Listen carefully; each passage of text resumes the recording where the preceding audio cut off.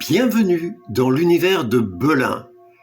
Je te souhaite une bonne écoute de cet extrait de Nick et Nunc, 13 nouvelles érotiques gays, lues par Hugo Jacquemin. Et maintenant, écoute bien. Charme et splendeur des plantes d'intérieur. Chaque année, aux approches de mai, mon quartier vit au rythme d'un tournoi de légende, Roland-Garros. Tandis que des hordes de touristes BCBG déguisés en tennismen d'opérette se perdent à nouveau dans les méandres de la ligne 10 du métro, je rejoins la petite troupe des militants pour le sauvetage des serres historiques d'Auteuil créées par Jean-Camille Formigé.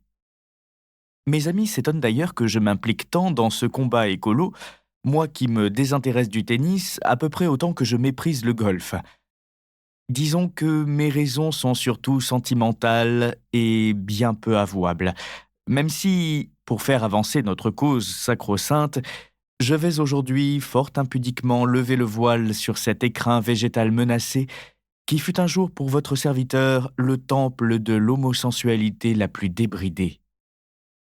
En fait, ce n'est pas le culte de Jean-Camille qui continue de m'enflammer chaque année dès qu'approche l'été, mais le souvenir ému d'Isidore, le prince de l'Anthurium. Au tout début du nouveau siècle, mon fleuriste s'appelait Isidore. Sans doute s'appelle-t-il toujours ainsi, mais sa boutique magique a disparu du 16e Sud. Bref, mon Isidore avait repris le magasin minable qui osait s'autoproclamer pompeusement la charmille des Hespérides. Mon artiste, lui, avait eu du génie et son échoppe, comme sur un coup de baguette magique, s'était transformée en serre exotique, à 2 pas des vénérables serres d'Auteuil. Le magasin comportait 2 sections.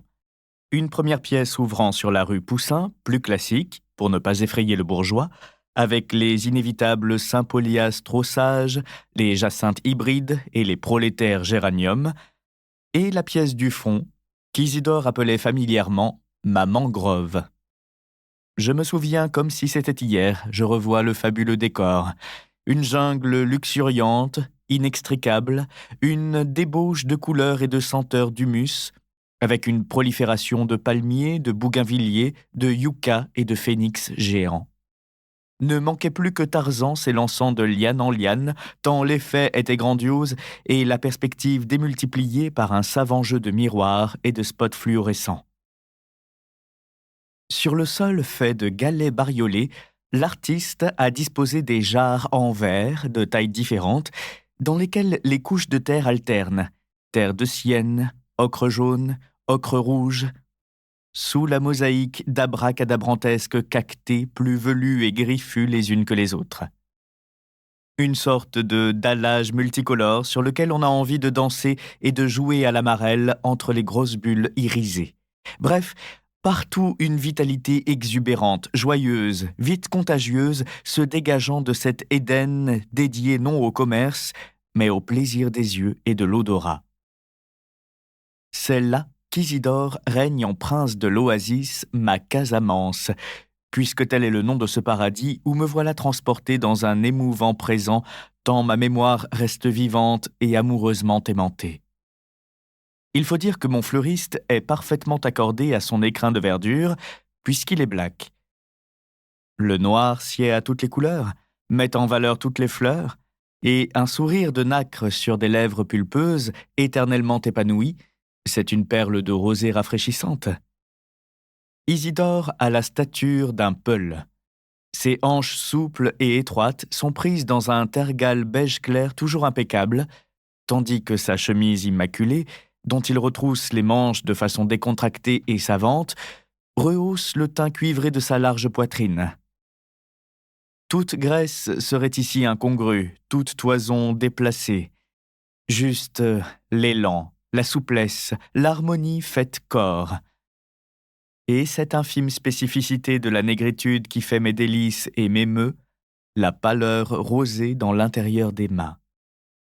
Quand Isidore prépare mon bouquet, élaguant les queues et enrubanant le paquet, je ne peux m'empêcher d'admirer ses longs doigts effilés, si agiles, si précis, et les paumes claires de ses mains sombres.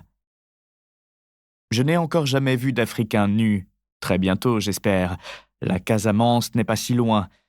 Et le contraste entre cette pâleur rosée et le noir profond du reste du corps m'a toujours troublé. Qu'en est-il des parties plus intimes ? Je me pose parfois cette question indiscrète en rougissant comme une ombelle de Clivia sous l'œil amusé d'Isidore. La fleur d'hibiscus qu'il pique éternellement avec quel art sur son oreille gauche est plus rouge que mon trouble. Ainsi, le vermillon est la couleur de notre connivence, car dès mon premier passage, Isidore a deviné mon émoi, ma curiosité à son égard. Il subodore que je convoite énormément sa trompe subsaharienne. Et il sait que je sais qu'il sait. Affaire de regard, de sensibilité. Pour m'en assurer, j'ai même fait un test il y a quelques semaines. En février de cette année-là, je venais pour acheter un anthurium, ma plante préférée, mais mon fleuriste n'en avait pas.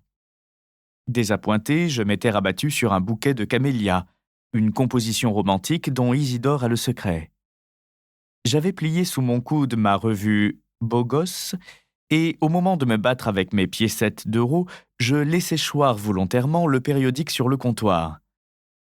Le regard d'Isidore fit un va-et-vient fulgurant entre la couverture suggestive du magazine et mon visage empourpré.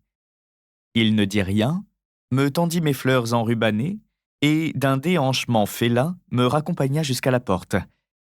J'avais le privilège de pouvoir m'attarder dans la mangrove du fond, même lorsque je décidais de ne rien acheter. Au moment de nous séparer, nous dévorant des yeux, j'eus droit à ce menu signe de complicité imperceptible, furtif et d'une grande sensualité. Par 2 fois, Isidore fit sortir prestement la pointe de sa langue rose. Est-ce ainsi qu'au Sénégal on se happe entre gays ? Qu'on se détecte infailliblement ?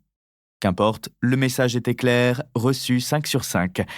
Jaillissant de l'énorme bouche lipue, déjà fraternelle, ce double clic, ce clignotant lilas, était un aveu et une invite. La Casamance sera notre connivence. Bientôt, tout de suite, ô mon beau Black, ma sombre amphore, mon Isidore en or. Oui, monsieur Lintello, vous m'avez l'air bien songeur aujourd'hui. Le fleuriste agite sa main devant mes yeux rêveurs. Je suis là, qu'y a-t-il pour votre service ?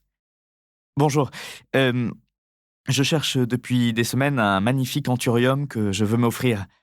Impossible d'en trouver, pas même chez vous. Que se passe-t-il ? Rien de grave. Vous savez que le flamant rose, comme on l'appelle, fleurit surtout l'été. En hiver, on ne trouve que des espèces un peu avachées, cultivées en série. Moi, je n'en veux pas ici. Cette fleur impériale ne supporte pas la médiocrité. Mon dogme, c'est l'exceptionnel. À ce sujet, puis-je vous confier un secret ? Mon silence est un aveu. Isidore va-t-il me donner un tuyau sur l'art du rempotage ? J'ai toujours un problème avec mes mélanges de tourbe et de terreau. Bon Dieu, la splendeur de ses mains et la nacre en sautoir assortie au sourire. Help ! Je viens de réussir un prodige. J'ai croisé un arôme d'Éthiopie avec un anthurium scherzeranum. Le résultat est spectaculaire et dépasse mes espérances. La spathe est d'un éclat incomparable et le spadis atteint 28 cm. 28 cm ? Plus du double de la moyenne, c'est impossible. Mais si, je vous assure. Et un spadis contourné de surcroît. Je vais présenter mon spécimen lundi prochain au directeur des serres d'Auteuil. Vous connaissez ? Mon silence est un second aveu. Mais là, je commence à m'ennuyer. L'histoire du long spadis commençait à m'intriguer alors que les jardins de Paris, je connais par cœur. La collection d'orchidées à Auteuil est phénoménale. Par exemple, les phalaenopsis en forme de papillon ou les cymbidiums à la floraison si longue, si généreuse. Pardonnez-moi, je vous ennuie. Mais si le cœur vous en dit, je vous offre la primeur de ma découverte. Revenez samedi soir à l'heure de la fermeture, vers 21h. Ça vous convient ? Vous serez ébloui. Me voici à l'heure dite devant la devanture de la boutique. Il fait frisquet en cette soirée hivernale et j'ai hâte... Tu as atteint la fin d'un extrait de Nick et Nunc.